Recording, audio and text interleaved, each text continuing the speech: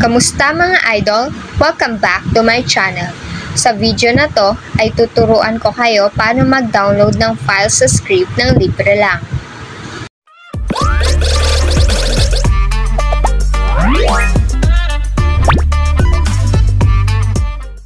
Una sa lahat, buksan muna natin yung browser app, hanapin ang file na gusto i-download, pindutin ito. Pagkatapos ay i-copy ang URL nito just by tapping the copy icon. Open new tab para i-search ang script downloader at i-click ang unang lalabas at ito ang makikita natin. I-paste dito ang link or URL na kinapi natin kanina, pagkatapos ay i-click ang Get Download Now.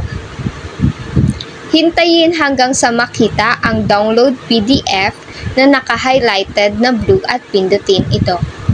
Maghintay ulit ng mga 10 seconds para ma-download ang file at pindutin ulit ang download PDF.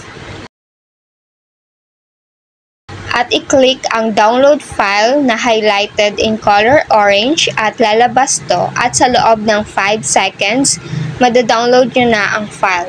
Just check the CAPTCHA na I'm not a robot and proceed to download at successful na nating mada-download ang script file at pwede na itong mabuksan. Ganyan lang kadali mag-download ng script file nang walang bayad. Kung may mga katanungan pa kayo, just comment below at huwag kalimutang mag-subscribe para sa mga susunod pang tutorials. Salamat sa panonood!